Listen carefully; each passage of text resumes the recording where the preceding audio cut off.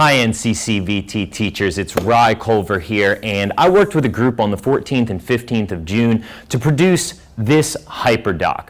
And our goal is to create consistency across the district in terms of APA formatting. It doesn't matter if students are in their career area or in academic courses. We need to establish a culture of always citing our sources whenever we borrow words and ideas, and that is the purpose of this document, is to help us push it out to students and get that consistency. And the first thing that I want to show you is here on the left side of the hyperdoc, and this is a Google Doc outline tool, and it functions like a table of contents. You can click on our three sections and move through the document to use the part that is applicable to what you're doing in the classroom for a particular day or a particular lesson.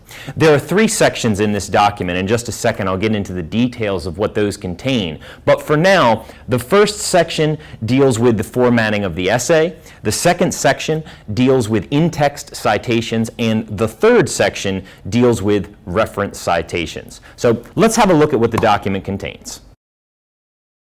The icon and the text below them are hyperlinks to take students to templates that can be turned into full essays.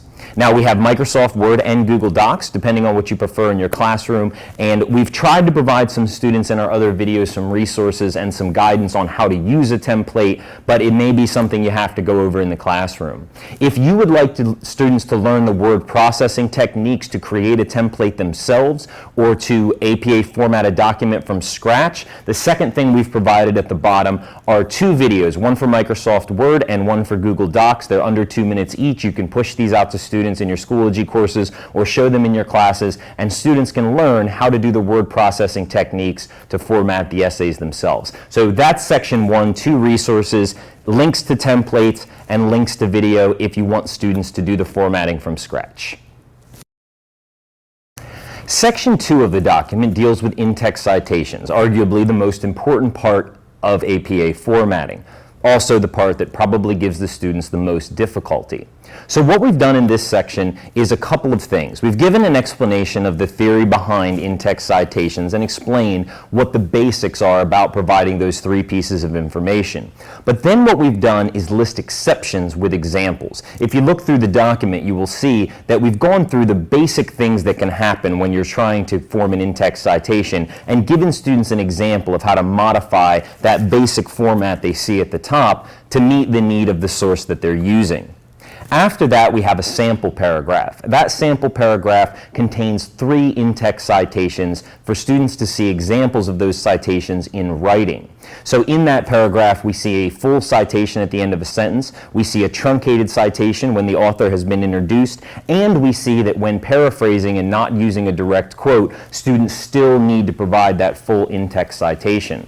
After that, we have what we would call live examples. So for example, the first one that you see there is a political cartoon like students might see on a DBQ in social studies. And then just to the right of that in the document, we've showed the students what the actual in-text citation would be if that was the resource they were using in their writing. And we give a number of those as we go down for the sources that students are most likely to encounter. That would include video, website, article, and so on.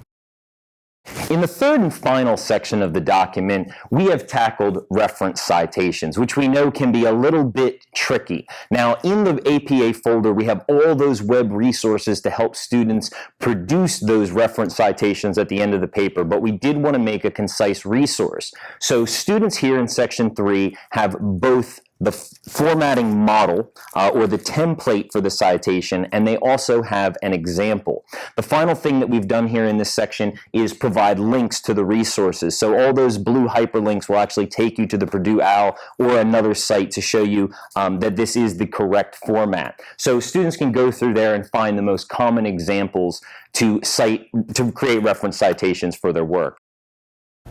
The final thing that we have in the document is a mock-up of a reference page using the sources that we cited above. And the purpose of this is to show students, because I've noticed over the years that this is something that students struggle with spacing, with lining up and putting things in alphabetical order. So this document has a few annotations on it to show students how to avoid some of those very, very easy and common pitfalls. We just want to say thank you so much for watching. We hope you find the HyperDoc and the other resources useful. If you have any questions, feel free to always email or reach out, give me a call, and we'll see how we can be helpful in getting that consistency across the board with APA formatting. Thank you so much, and good luck.